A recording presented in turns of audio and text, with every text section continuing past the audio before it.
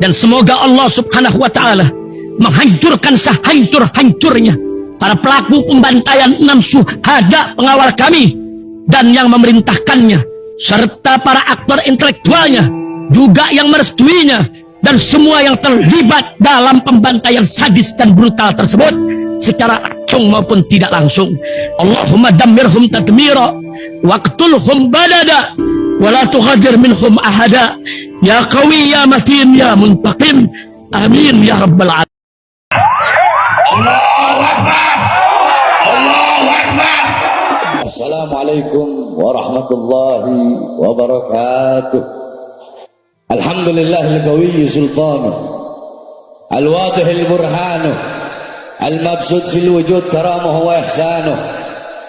Allahumma salli wa sallim wa barik wa karrim wa azim ala nuril anwar wa sirril asrar wa tiryakil aghyar wa miftahi babil yasar sayyidina wa maulana Muhammadin al-Mukhtar wa alihi al-athhar wa ashabihi al-akhyar adada ni'amillah wa ifdalih, amma ba'd. Yang saya cintai, yang saya muliakan segenap para alim ulama, para habaib, para kiai, para asatid, para tokoh masyarakat, segenap aparat pemerintah baik dari TNI ataupun Polri. Wabil khusus yang saya cintai, yang saya muliakan guru kita, ketua umum Front Pembela Front Persaudaraan Islam Sayyid Al-Habib Muhammad bin Husain Al-Attas, mudah-mudahan Allah panjangkan umur beliau, Allah sehatkan jasmani dan ruhani beliau, Allah permudah segala urusan dunia akhirat beliau, Allah perkuat langkahan kaki beliau dalam berdakwah dan berjuang di jalan Allah subhanahu wa ta'ala. Yang saya cinta, yang saya muliakan Al-Habib Hanif bin Abdurrahman Al-Attas yang tadi telah menyampaikan tausiah dan nasihat yang begitu luar biasa. Yang saya cintai, yang saya muliakan Ketua Front Persaudaraan Islam DPW Bogor Al-Habib Alwi Al-Hamid beserta seluruh pengurusnya. Yang saya cintai, yang saya muliakan segenap panitia peringatan puncak berzikir udah ke-12. Wabil khusus Al-Habib Y Al-Jufri beserta seluruh hadirin hadirat, bapak-bapak, ibu-ibu, para pemuda-pemudi umat baginda Nabi besar Muhammad yang selalu dimuliakan oleh Allah subhanahu wa ta'ala. Saudara-saudara,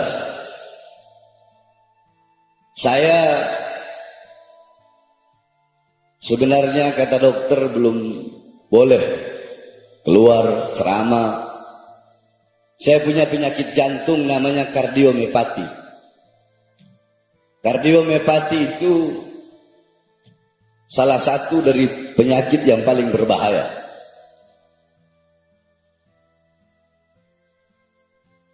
Jadi nggak boleh terlalu capek dan segala macam lah. Tapi saya nggak pedulikan itu semua. Karena saya hidup untuk melayani umat, melayani masyarakat. Dan ini acara tahunan yang tidak bisa ditinggalkan, sehingga ya dokter mau bilang jangan nggak ngerokok, rokok jalan terus. Makanya saya keluar dari rumah sakit. Hadirin, tadi udah banyak nasihat-nasihat dari para ulama. Saya hanya ingin menyampaikan sedikit. Kita duduk di ini majlis berzikir kepada Allah subhanahu wa ta'ala. Lidah-lidah kalian yang basah dengan tahlil, dengan tahmid, dengan tasbih, dengan takbir, dengan tamjid, dengan salawat, itu adalah lidah-lidah yang kelak di akhirat akan basah dengan telaga kautsarnya baginda Nabi besar Muhammad. Kalian duduk di sini berzikir mengingat Allah, Allah akan mengingat kalian. Kalian duduk di sini memuliakan, mengagungkan Nabi Muhammad, kalian menjadi mulia dan menjadi agung juga karena kemuliaan dan keagungan baginda Nabi besar Muhammad sallallahu alaihi wasallam. Saudara-saudara, saya tidak panjang lebar, 5 menit. Nabi Allah Adam alaihi salam, bapaknya manusia. Nabi Adam, beliau pernah berwasiat. Wasiat beliau untuk anak cucunya agar berhati-hati Wasiat beliau ini kepada seluruh manusia. Apa wasiat beliau? Qala Nabiullah Adam alaihissalam, "Idza aradtum an fi'la syai'in faqaddimu thalathata asya'. Fa ihda min thalatha istasyirul akhyar." Nabiullah Adam alaihissalam beliau berkata, "Wahai manusia, hei manusia, hei anak cucuku, jikalau engkau ingin melakukan perkara apapun, hal apapun, perbuatan apapun, perlakuan apapun, sebelum melakukan hal itu, perkara itu, perbuatan itu, hendaknya dahulukan 3 perkara ini. Yang pertama, istasyirul akhyar. Bermusyawarahlah dengan orang-orang soleh. Minta pendapatnya orang soleh, minta pendapatnya ulama, minta pandangannya ulama, minta nasihat para ulama. Karena andaikan dulu aku minta pendapat malaikat di dalam memakan buah khuldi, maka malaikat akan menasihatiku agar aku jangan mendekati pohon itu. Karena Allah berkata, la taqrabu hadhihi syajarah. Jangan dekat pohon. Deketin pohon aja nggak boleh, apalagi memakan. Andaikan dulu aku minta nasihat ke malaikat, maka malaikat pasti akan menasihatiku. Sayang, dulu aku tidak minta nasihat dan pendapat malaikat, sehingga Allah keluarkan aku dari surga ke bumi. Itu yang pertama. Yang kedua, setiap kalian, kalau lagi taklim, jangankan ada suara-suara begitu. Mau saya lewat kek, mau siapa lewat, mau presiden, mau di bawah situ ada apa itu terjun, ya. Mau di bawah sana longsor, mata kalian tertuju ke sini, jangan ke bawah sana. Itu kalau orang yang taklim begitu. Kebanyakan jadi adat istiadat sekarang ini, fudul, tahu fudul? Satu orang aja berdiri begini, semua langsung begini. Itu ngaji apa itu orang ini? Mau di bawah langit runtuh di bawah sana, lihat ke sini, lihat ke ulama-ulama ini yang sedang mengasih nasihat. Jangan lihat ke situ. Itu namanya fudul. Tahu namanya apa? Kurang keras apa? Fudul. Suka cari tahu apa sih? Siapa sih? Habib Bahar. Nggak usah. Wah, Habib Bahar kayak yang lewat, siapa kayak yang lewat? Duduk khusyuk, dengarkan nasihat. Yang kedua, kata Nabi Adam, setiap melakukan sesuatu apapun, pikirkan akibat dari sebab yang engkau lakukan. Andaikan dulu aku memikir, andaikan dulu aku berpikir, kalau akibat dari sebab makan buah ini Allah akan murka sehingga mengeluarkan aku dari surga, aku gak bakal makan buah khuldi. Dulu aku gak mikir akibat dari sebab yang aku lakukan. Paham? Jadi ini aja yang saya bahas. Yang ketiganya nanti tahun depan baru saya bahas. Apa perkataan yang ketiga itu? Nah, saudara-saudara sekalian yang dimuliakan oleh Allah, ini musim-musim pemilu, betul? Betul? Jawab yang keras. Ini musim-musim pemilu, betul? Musim pemilu begini, capres-capres manapun, pejabat-pejabat, partai-partai pendukungnya, tim-tim suksesnya, bahkan perempuan-perempuan, istri-istri tim sukses, istri-istri capres, istri-istri pejabat, bahkan Mak Banteng mendadak pakai jilbab, saudara-saudara.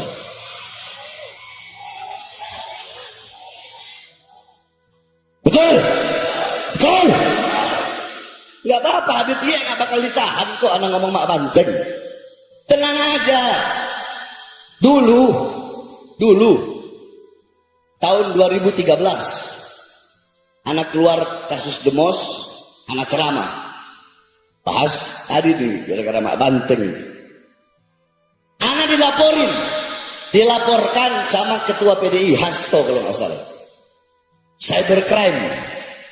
Ketika dilaporkan, polisi penyidik nanya, apakah benar Habib dalam ceramahnya menyebut Ibu Megawati dan sebutan Mak Banteng? Betul.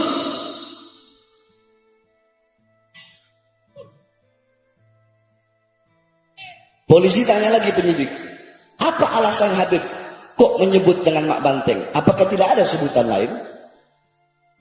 Apa anda jawab? Pak, saya ceramah agama. Dalam agama, dalam Islam, ada namanya lakop, ada namanya nisbat. Ayo, ada namanya lakop, ada namanya. Kalau ada lakop, pasti ada. Kalau ada lakop, pasti ada. Abu Nawas, bapaknya Kerah. Nih, Kerah baju. Kenapa dinamakan bapaknya Kerah? Karena Abu Nawas itu kalau pakai baju, kerahnya lebih panjang dari kepalanya. Makanya dinamakan bapaknya Kerah. Itu penisbatan namanya. Paham? Sufyan Ats-Tsauri, Ats-Tsaur artinya banteng. Lakopnya Tsaur, banteng. Cuma bedanya apa sama banteng? Nanti ada bedanya. Sufyan Ats-Tsauri diberi lakop Ats-Tsaur banteng karena beliau pernah nggak sengaja mendahulukan kaki kiri masuk masjid. Tiba-tiba terdengar suara, ya Tsaur qaddimul yumna, banteng, dahulukan kaki kananmu. Semenjak itu beliau diberi gelar banteng. Itu nisbat penyandaran kepada gelar. Yang kita kenal Imam Ghazali. Siapa yang kenal Imam Ghazali? Nah, ulama ya, para ahli syiar, ahli sejarah, pendapatnya macam-macam. Ada yang bilang Ghazali itu Imam Ghazali itu nisbatnya dari desa yang bernama Ghazala. Tapi dibantah. Pendapat yang paling muktamad, pendapat yang paling kuat, pendapatnya Al-Imam Az-Zahabi dalam kitab Syiarul A'lam An-Nubala. Di situ beliau katakan, aku telah keliling daerah Imam Ghazali mulai dari tempat lahir, tidak ada desa yang bernama Ghazala, sehingga yang benar lakop Ghazali itu dari kata Ghazal yang artinya tukang tenun, tukang jahit, tukang sol. Karena bapaknya Imam Ghazali, keluarganya semua itu berasal dari tukang. Jadi ada lakop, ada Bapak udah paham? Paham dulu saya. Sekarang saya tanya sama Bapak, Megawati itu ketua umum partai apa? PDI, Beb. Nah, PDI itu lambangnya apa, Pak? Banteng. Ya saya panggil emak banteng. Kalau PDI lambang monyet, saya panggil emak monyet. Bener nggak, Beb? Bener nggak? Ayo, enggak? Iya, bener nggak, ya? Ayo, bener nggak? Coba lambangnya monyet, yang panggil emak monyet. Atau coba lambangnya yang dipanggilnya emak bidadari. Berarti kan yang lain juga gitu. Ya, yang lain juga gitu. Golkar waktu itu Abu Rizal Bakri, ya berarti bapaknya beringin.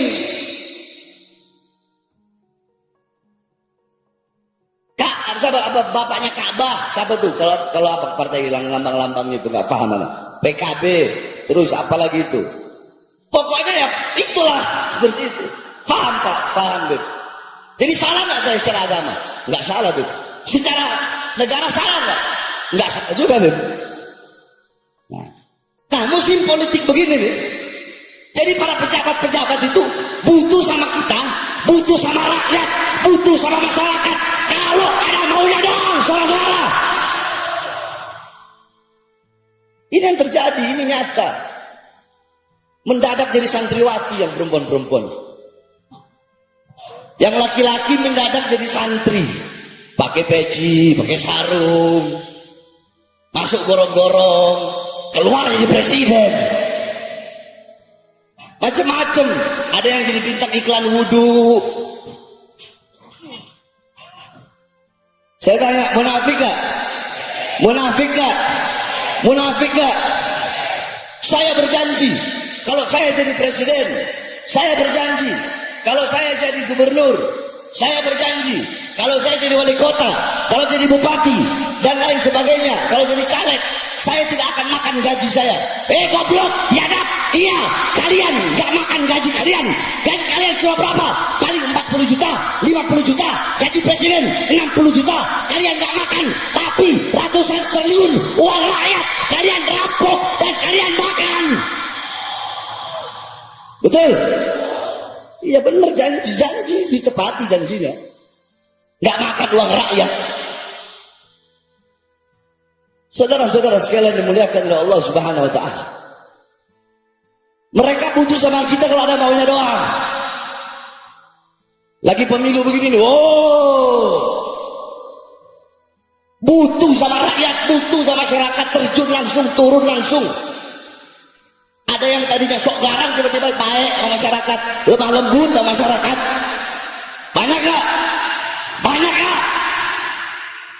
Memberikan janji, saya berjanji memakmurkan rakyat, saya berjanji mensejahterakan rakyat, saya berjanji berbuat adil kepada rakyat. Hei, engkau pendusta, engkau pembohong, kalian zalimi rakyat, kalian bohongi rakyat, kalian tipu rakyat, pengangguran semakin banyak, kalian lebih mementingkan investor asing daripada tanah rakyat, daripada keringat rakyat, darah rakyat. Pendusta, pembohong kalian mengundang perusahaan-perusahaan asing dari luar datang ke Indonesia untuk merampok kekayaan alam yang ada di Indonesia, saudara.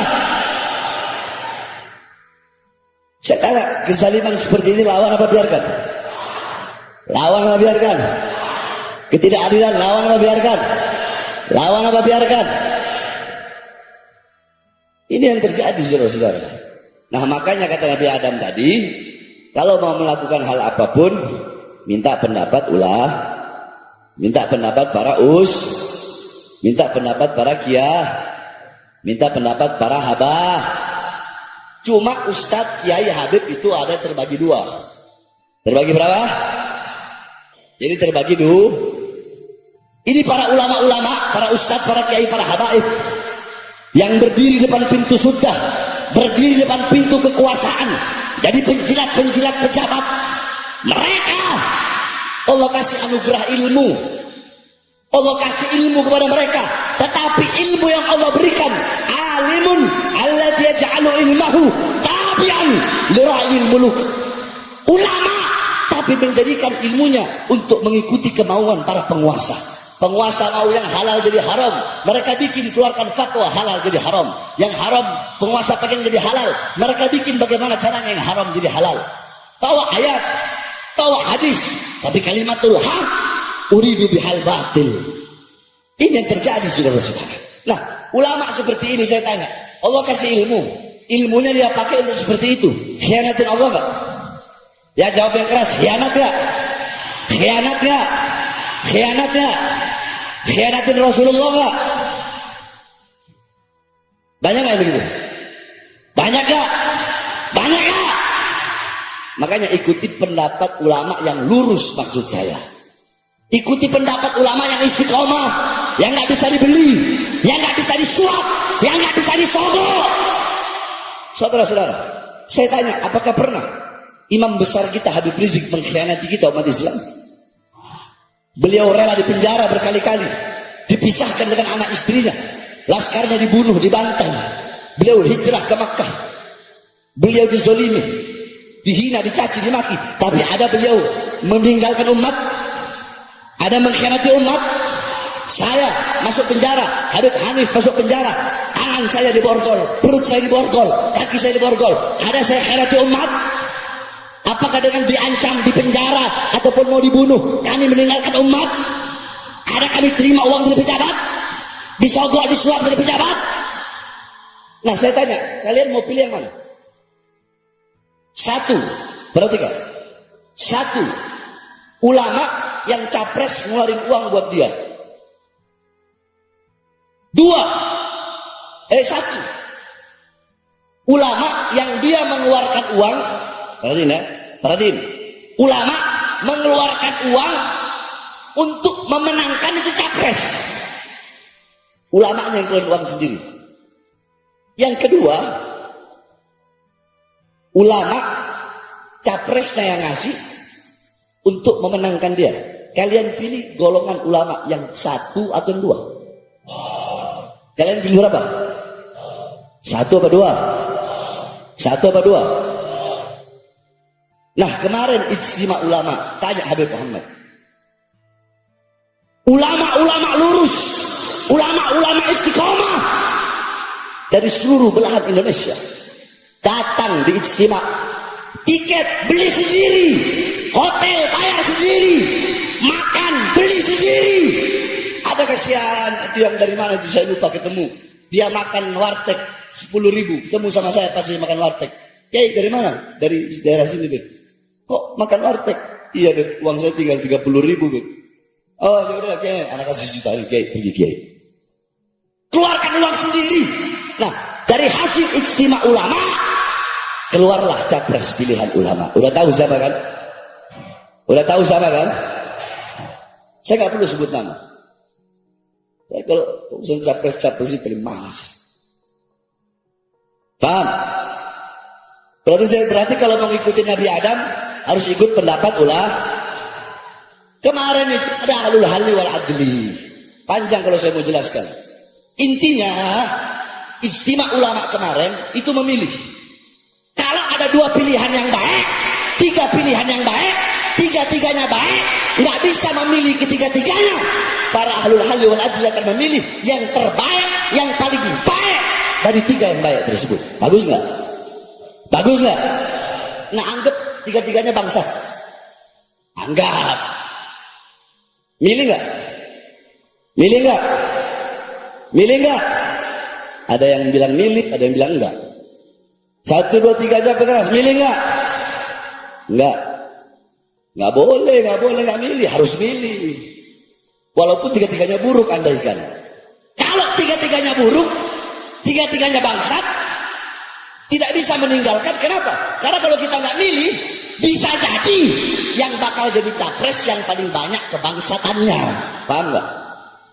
Jadi suara-suara kalian yang menentukan nasib generasi bangsa ke depan. Makanya jangan salah dalam memilih. Ikuti capres, pilih capres yang telah dikeluarkan dari hasil ijtima ulama. Saya tanya semua masyarakat Puncak berzikir, jawab yang keras. Semuanya nanti besok 2024 siap dalam urusan capres, pemilihan presiden 2024, siap mengikut komando imam besar, siap ikut komando ulama yang lurus, siap memenangkan capres yang dipilih dari hasil ijtima ulama. Siap memenangkan, siap memenangkan. Andaikan capresnya ini menang, harusnya terus dicurangin. Lawan apa biarkan? Lawan apa biarkan? Lawan apa biarkan? Ntar di penjara. Maju. Di penjara. Di penjara. Di penjara. Ditembak. Ditembak. Mati. Nanti dibilang provokator. Siap lawan kecurangan. Siap lawan kejenayaan. Allahu Akbar. Allahu Akbar. Allahu Akbar. Sampai-sampai saya dengar katanya ada kiai gitu ngomong, katanya amin sekarang diganti kobul gitu. Iya. Kalau ada Ustadz Kiai Habib ngomong begitu goblok. Paham? Iya. Anak kasih satu hadis. Ya. Ketika Rasulullah SAW sedang berjalan bersama para sahabat, Rasulullah melihat ada satu orang yang dimana ini orang sedang sungguh-sungguh berdoa kepada Allah Subhanahu wa taala. Faqala Rasul sallallahu alaihi wasallam, istaujaba in khatama. Faqala rajulun min qaumin ya Rasulullah, fa bi ayyi syai'in yakhtim? Faqala bi amin. Bi amin. Faqad istaujaba bi amin. Jadi kata Rasulullah, ketika ada orang yang bersungguh-sungguh sedang doa, Rasulullah bilang kepada sahabat-sahabat tadi, andaikan dia menutup doanya, belum sempat Rasulullah ngomong ditutup dengan apa, sahabat nanya, ditutup dengan apa doanya ya Rasulullah, agar doanya diterima oleh Allah Subhanahu wa taala. Apa kata Rasulullah?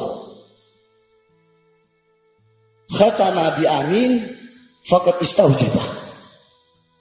Dia hatamkan, dia akhiri doanya dengan kata amin, maka akan Allah Subhanahu wa taala terima dia punya doa.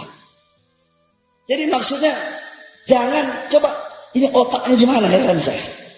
Jangan hanya gara-gara beda pilihan capres, terus disangkut pautkan ke urusan orang amin diganti kabul. Ini dari mana ini? Ini yang mengajarkan Rasulullah.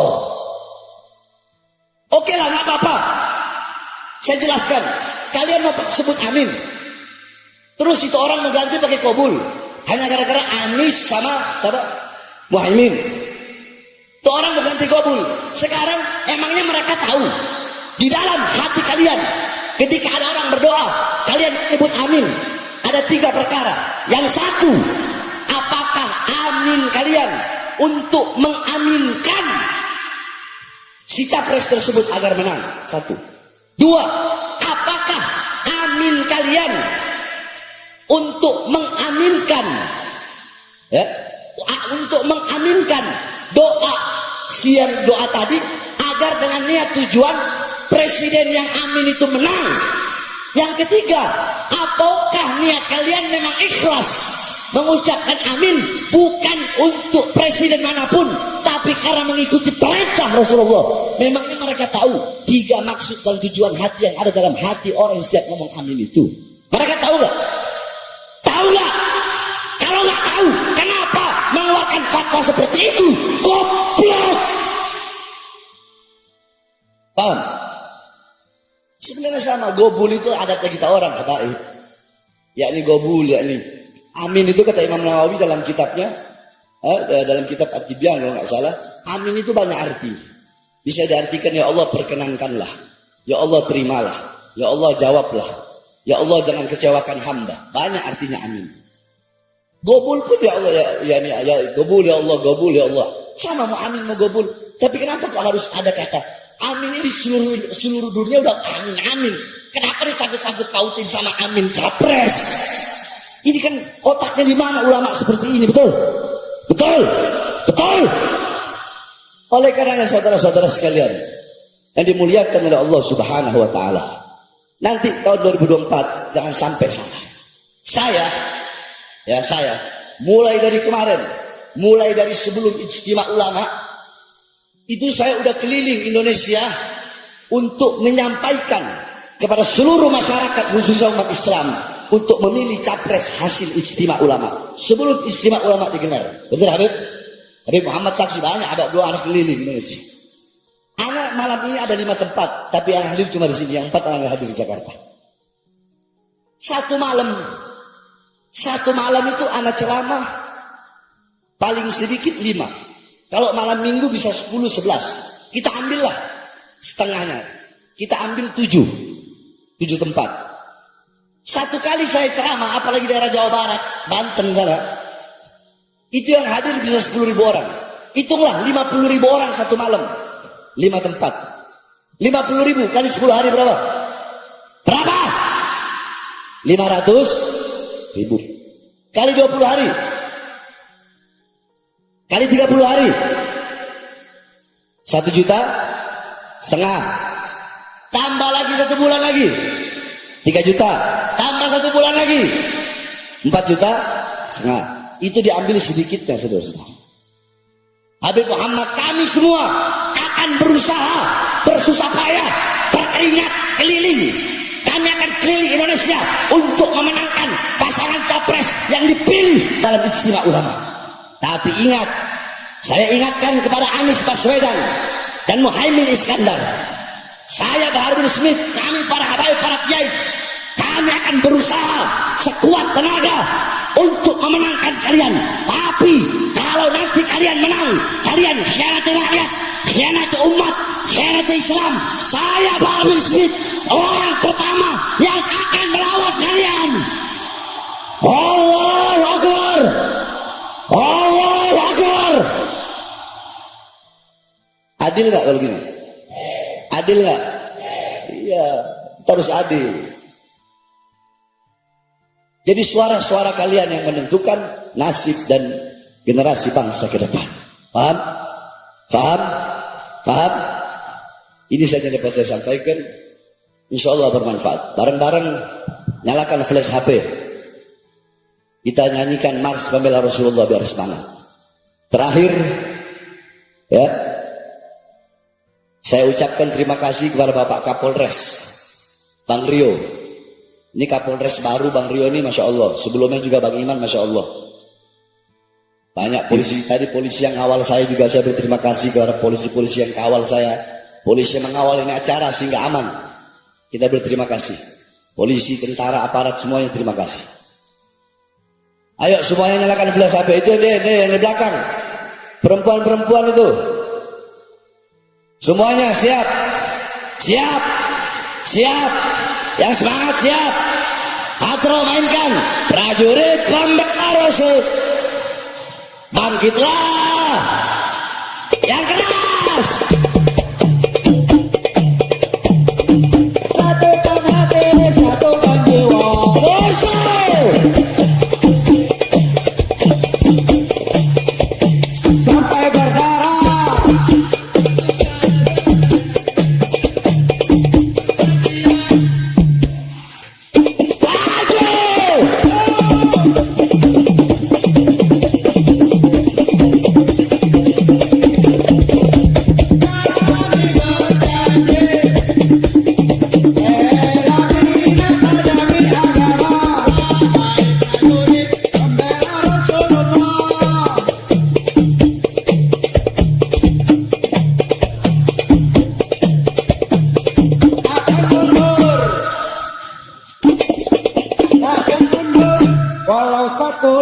Saya tanya semuanya, untuk melawan para koruptor, pejabat zalim, pengkhianat bangsa, lawan atau biarkan? Lawan atau biarkan? Siap melawan mereka, siap lawan kezaliman, siap lawan ketidakadilan, siap hancur demi Islam, siap binasa demi Indonesia, siap mati demi merah putih, siap mati demi NKRI. Allahu Akbar. Indonesia merdeka. Merdeka! Merdeka! Allahu Akbar!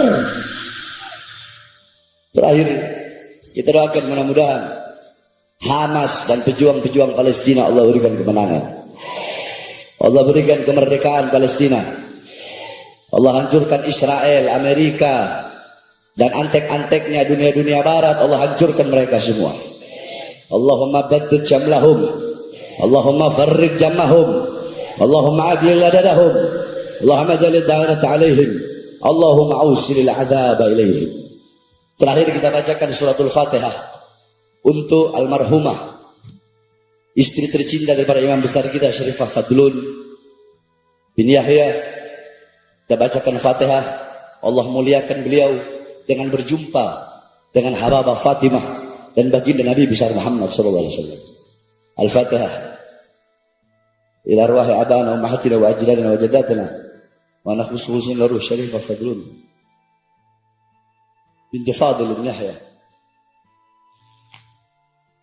Asallahu yaghfir laha warhamha wa afiya wa afu anha. Allahumma hijaba laha minan nar wa zaytullah minan nar wa afdal min al-hizab. Allahumma syarifha wa karimha bi ru'yah ajjal jaddana sayyidina Mustafa Rasulullah sallallahu alaihi wasallam ala hadhihi niyyah wa ala kullatin salihah wa ala hadratin nabi bisirril Fatihah. Al Godi, sekarang ada warnanya loh, baju Koko Habaib.